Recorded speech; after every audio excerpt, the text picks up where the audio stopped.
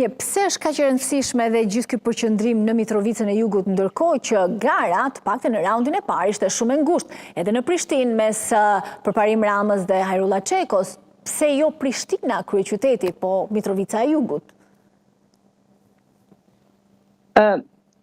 Rëndësinë e kryeqytetit nuk mundesh me humbë, absolutisht. Prishtina është shumë e rëndësishme për gjitha partitë politike dhe historiku tregon që fitoria ose humbja në Prishtinë e ndikojnë pak a shumë edhe rezultatin e zgjedhjeve qendrore, për shkak që ka numër shumë të madh banorëve, është kryeqendër, zgjedhjet qendrore janë në nivel vendi, përcaktojnë politikat këtu, në zgjedhje lokale është ndikimi qendror është pak më i vogël, po pse Mitrovica e Jugut ka qenë temë diskutimi që prej raundit të parë të zgjedhjeve edhe sot që po flasim, dhe kritikat për Albin Kurtin që ka qenë president atje janë që gjithë qeverisja Kurtit, si me thonë, është koncentru në Mitrovicën e Veriut. Mitrovica e Veriut i takon tradicionalisht listë serbe për shkak që ata janë shumicë serbe, ndërsa Mitrovica e Jugut, pra komuna në gjithë me të, është komuna ku mund të kesh prezencë dhe të flasësh edhe për Veriun në farë forme. Dhe Kurti, jo vetëm këtë ditë dhe ditën e zgjedhjeve të raundit të parë, po edhe gjatë gjithë fushatës, prezencën më të madhe ka pas në këtë komunë, edhe duket se ka shumë të rëndësishme fitimin e kësaj komune.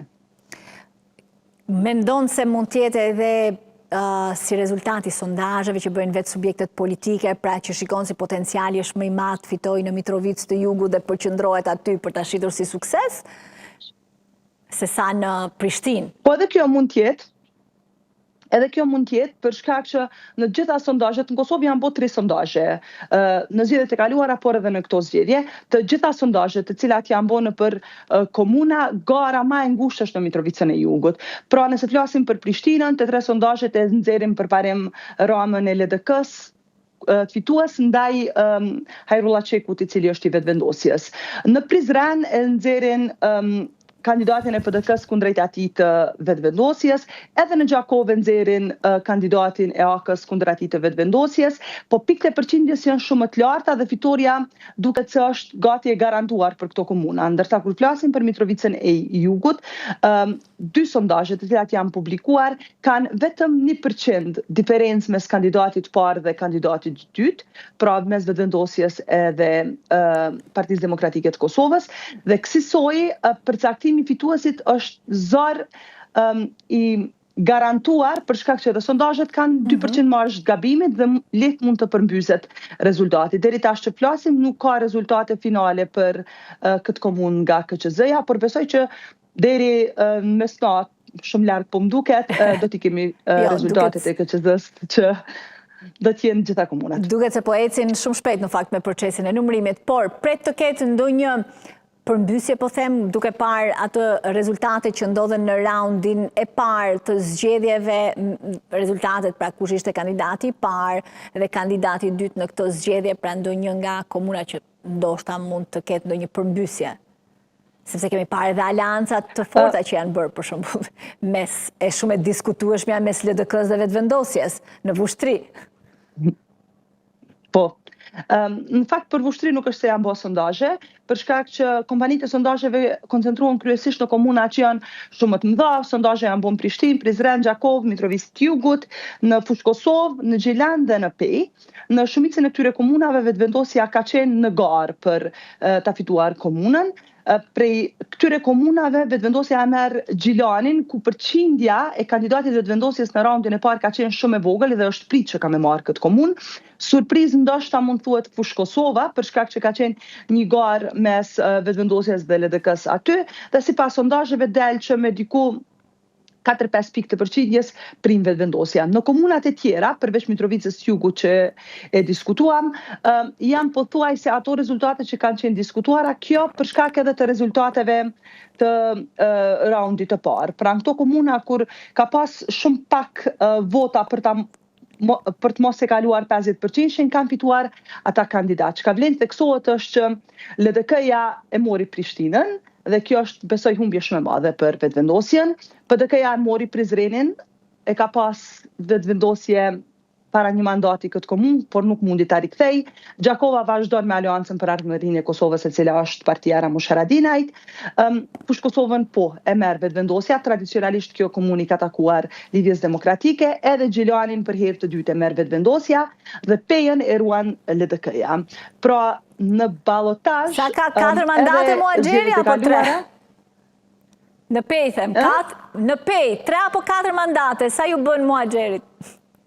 4. 4, shumë mirë.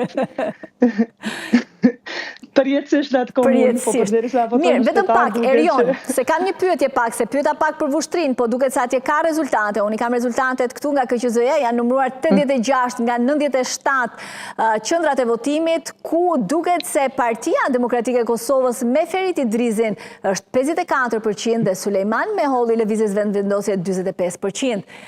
Pra, ndoshta ajo përplasje që ndodhi nga qendra deri në bazë LDK-s me drejtuesit lokal ka bërë që votuesit e LDK-s të mos i përgjigjen asaj marrëveshje që u arritë në praninë të zotit Kurti? Mund tjetë, absolutisht po që mund tjetë kjo, edhe pas kanë vetë edhe 12% totalit votave, kështu që është jo shumë e madhe për me ndru për me bo diferencën.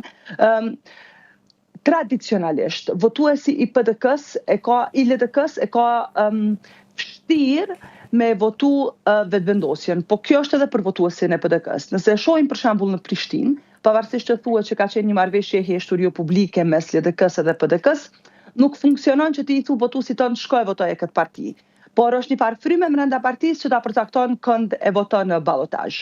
Tash ka ndodhur veç një ekses ose diçka jashtëzakonshme në zgjedhjet e 2021-s, kur Vjosa Osmani ju bashku Albin Kurtit dhe atëherë vota LDK-s ka shku te vetëvendosja. Por përgjithsisht ka shku tek Vjosa dhe guxon më shumë. Po. Pra jo te vetëvendosja direkte, me kuptoj. Po, sakt. Dhe kjo vota e PDK-s, po edhe LDK-s, endet mes këtyre dy partive ndjes, por vështirë se shkon te vetëvendosja. Dhe aktualisht nuk është se ka shumë frymë pro vetëvendosje në për komuna aty ku është në ballotazh me PDK-n ose me LDK-n. Dhe ky koalicioni i cili është bë me kandidatin për kryetar të LDK-s nuk e ka gëzu miratimin e partisë në qendër dhe partia në qendër ka bë koalicion me PDK-n. Kështu që duket që struktura i beson më shumë partisë se një kandidati që e ka vendosë atje për ta fitu garën, edhe unë e besoj që PDK-ja merr këtë komunë. Tani, pak për Prishtinën. U tha nga PDK-ja se do ta ketë në dorë Uran Ismaili për të bërë koalicionin për zgjedhjet në Prishtinë. Uran Ismaili heshti, nuk u ndje, por pam eksponent të ndryshëm të Partisë Demokratike që dolën në mbështetje për Parim Ramës, përfshi dhe familjen e Hashim Thaçit. Uran Ismaili nuk e bëri publike për shkak të disa pakënaqësive apo përplasjeve që ka pasur me për Parim Ramën, apo çfarë ka ndodhur dhe sa e vështirë është pa dalë publikisht ta orientosh votuesin tënd se ku duhet të shkojë, apo gjithçka çfarë po ndodhet edhe në skenën e madhe politike, në parlament, në krimin e qeverisë, e orienton vetë votuesin aty ku duhet të shkojë. Nëse nisim prej kësaj të fundit, është pak zor me analizu komunën karshi nivelit qendror, për shkak që edhe në 2021 kur vetëvendosja ka qenë mbi 50%, që kur në historinë e Kosovës nuk ka ndodhur me marrë atë shumë vota një parti politike dhe me qeverisë vetme. Shumica në komunave i ka hup, pra i pat fitu vetëm 3 komuna në nivel lokal, që pat ndodhur mas disa muajve prej zgjedhjeve qendrore. Kësaj, vota qendrore edhe dinamika qendrore nuk e ndikojnë shumë aspektin lokal, për shkak që aty flitet me terma goxha praktik, për jetën e qytetarëve, për ujin, për rrymën, për kanalizimin, për gjana që janë në të mirë të jetesës së qytetarëve.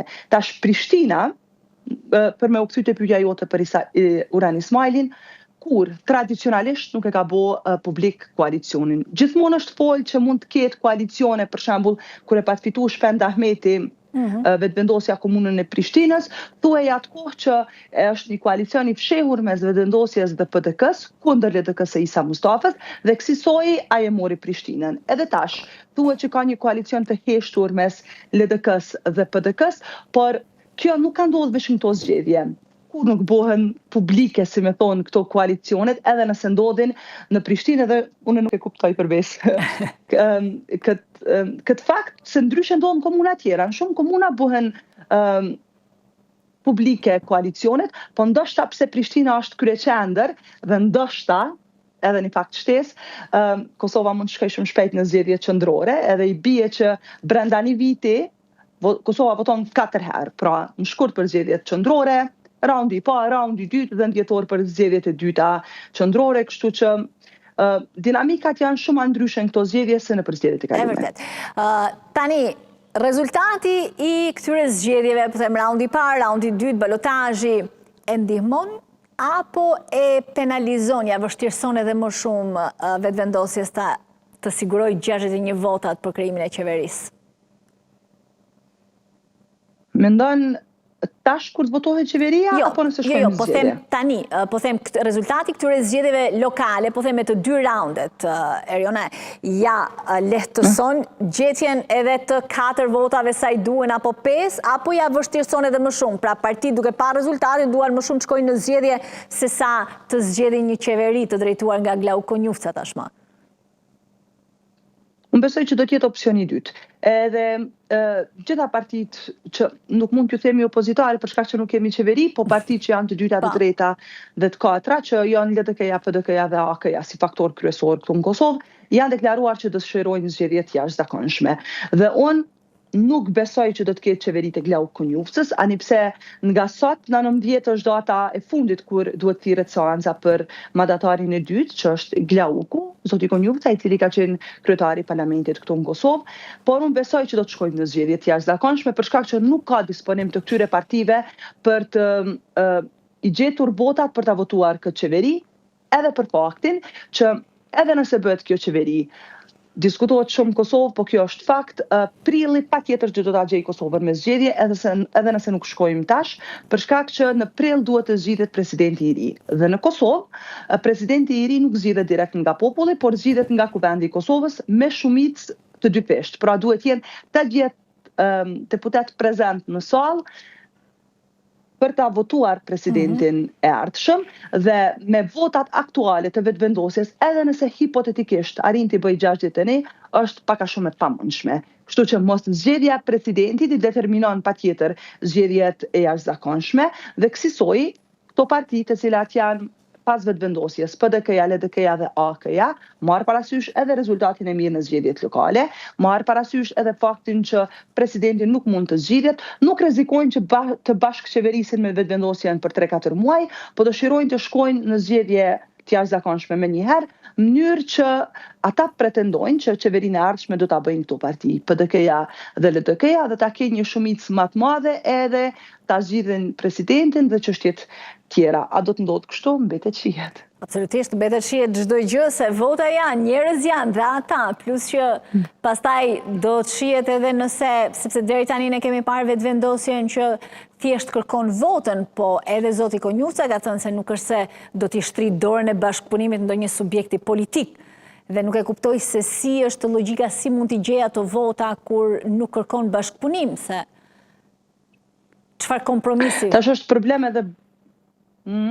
problem edhe bashkëpunimi me vetëvendosjen, për shkak që partitë tjera të cilat kanë qenë dikur në bashkëpunim, kryesisht kur përfundon ky bashkëpunim, nis edhe gjuha agresive e vetëvendosjes ndaj aleat dikurshëm. Ne për shembull e dim që para se të ndodhin zgjedhjet e 2021-s, për aq pak muaj sa ka qeverisur vetëvendosja me Lidhjen Demokratike të Kosovës atëkohë të Isa Mustafës, kishte një raport të mirë mes dy partive, po në momentin që shkuam në zgjedhjet e 2021-s dhe Vjosa Osmani kaloi në listën e saj ku zoti Albin Kurti, u ashpërsua gjuha ndaj LDK-s dhe nuk ishte më mirë kuptim. Pra, vetëvendosje me gjuhën e saj një farë forme bën armiq shumë.